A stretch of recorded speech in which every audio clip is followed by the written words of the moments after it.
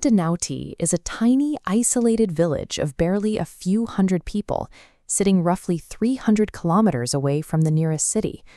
On a freezing March day, the landscape is trapped by a relentless, icy rain.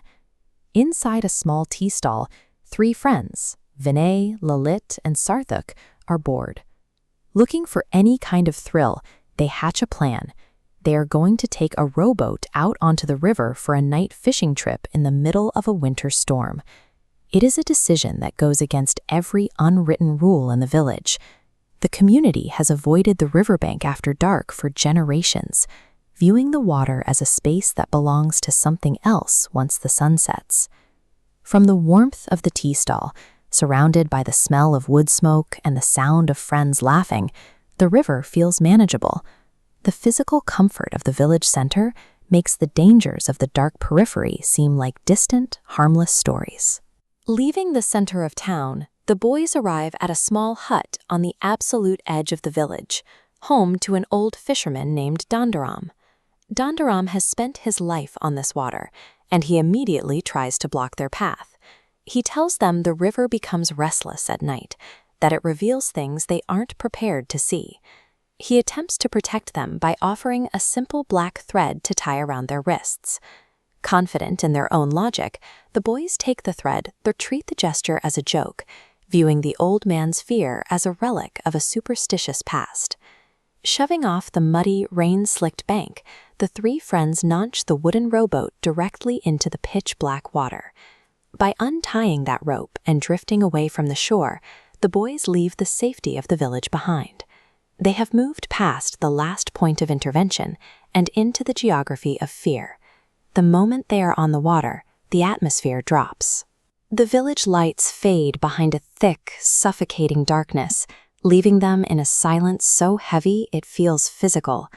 This map shows their progress, tracking a single dot as it moves away from the cluster of safe village lights and drifts deeper into a massive, twisting void.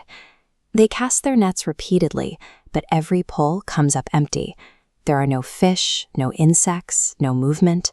The river is unnaturally dead, and the lack of any biological life begins to weigh on the crew.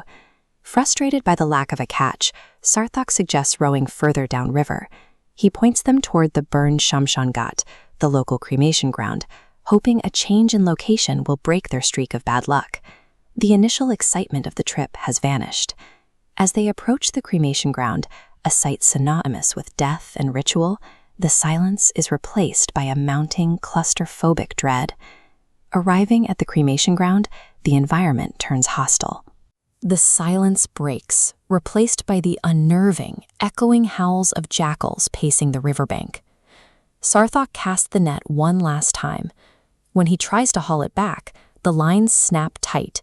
He has snagged something heavy enough to tilt the boat. He hauls up a tangled mass of mesh, dripping with black river water, wrapped tightly around a heavy, round, ambiguous object. The object in the net is a severed human head. As they stare at it in shock, the rowboat stops moving entirely, trapped in the center of the river. A terrifying, disembodied voice screams out of the dark, demanding the head be returned. On the bank, a headless woman in a white sari appears, standing exactly where the dead are burned. The escalation is complete. At the furthest possible point from help, the boys are face to face with an entity they have no way to fight. Abandoning the boat, the boys plunge into the freezing river.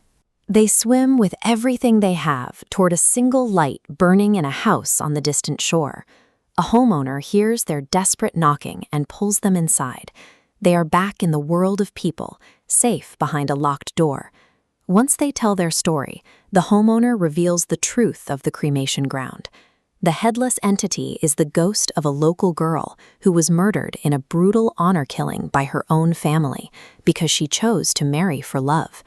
The spectral horror at the river was born from a very real, very human crime. The ghost is a manifestation of a violence the village tried to bury. Decapitation was used by the killers as a deliberate tactic. They removed the head so that if the body were ever found, it could never be identified by the authorities. This diagram shows the pathway from crime to myth.